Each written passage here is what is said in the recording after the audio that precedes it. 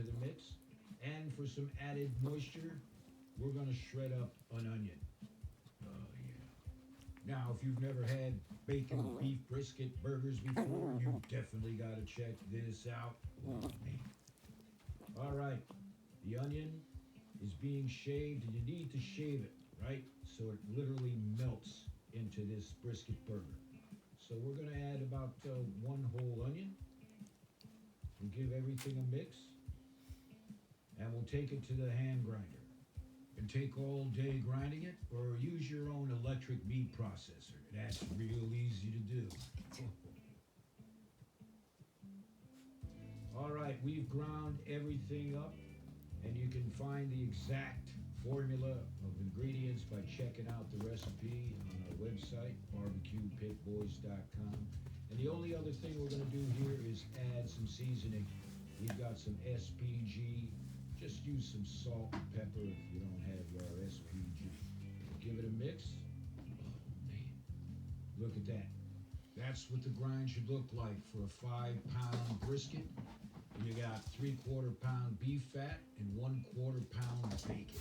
Of course, the onion. You want at least 20% fat in your burger for a good tasting burger. Now we're going to make 1-pound burgers out of this, right? And you make them look real pretty. You know how to make your burgers, right? That's right. And these are going to be about 1 pound each. Man, are you getting hungry or what? It's good enough to eat already, but it's not, of course. All right, we'll form the burgers. And once you make your burgers, let them set for about 15 or 20 minutes, and it'll all come together real nice. All right, the burgers have been made, and we're going to add another layer of flavor, just a little bit more SPG or what seasoning you have, right? Just hit it a little bit. All right, let's put them on the grill.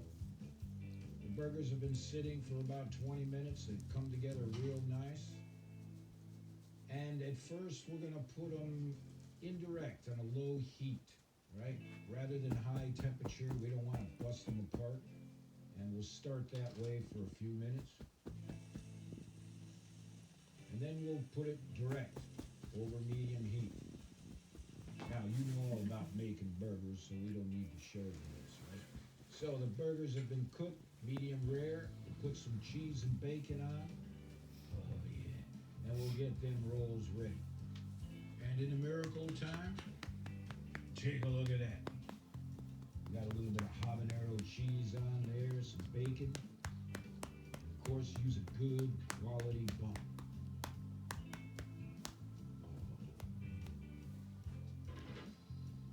Can you smell that? It smells good. All right.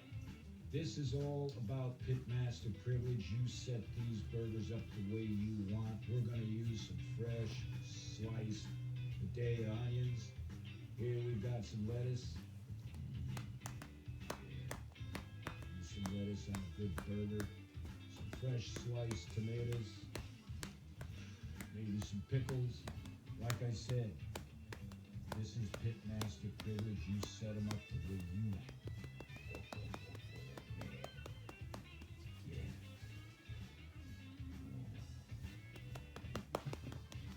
Lord have mercy. Take a look at that. Moist, it'll be tender, and we do apologize for eating in front of you like this. But as always, this is pitmaster privilege. So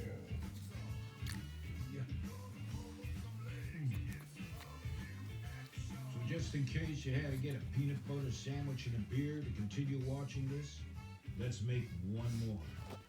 Or maybe two.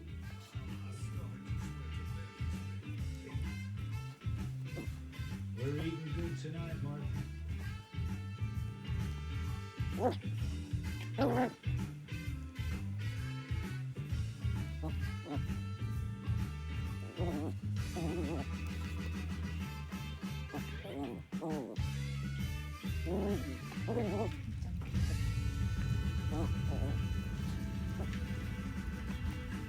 So the next time you're looking for a recipe for your pit, check out barbecuepitboys.com.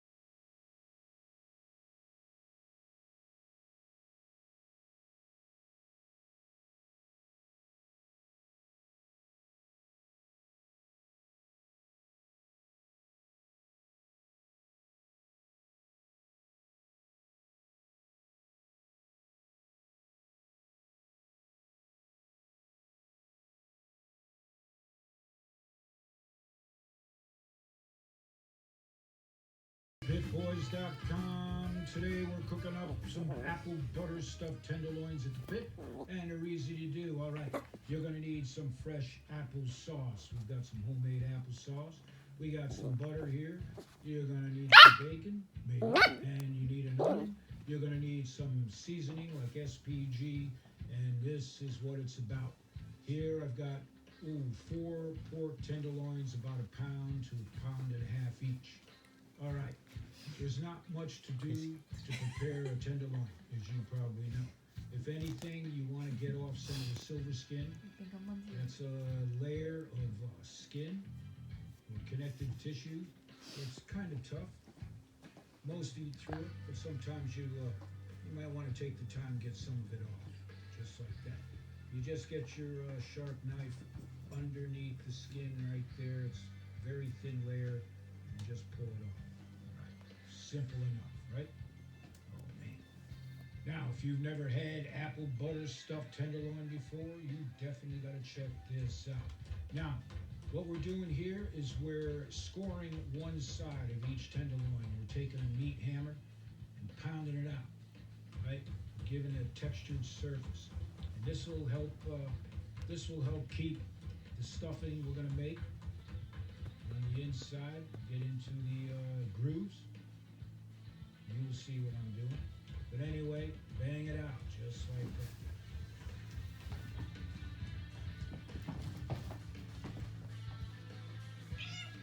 Now you want to take your old hickory knife and you're going to make some additional slices and grooves just in the top layer. Right? Again, this will help get the seasoning down into the meat. Now, as you may know, the pork tenderloin is essentially fatless, right? It has no fat to marble and to tenderize. So you got to introduce some flavors into it and some fat. So what we're doing here is we're adding about a stick of softened butter into about a cup and a half of fresh made applesauce. Now you make it the way you want, right? And also we're going to add maybe a tablespoon of seasoning. We're using our SPG, right? But you can use some coarse salt, pepper, coarse garlic, whatever. Now you want to take the stuffing here and you want to work it into the top side of each tenderloin, right? Get it down into the texture, right? Get it down into the slices, just like that. And of course, like I was saying, this will add some flavor and some moisture to the tenderloin. Otherwise,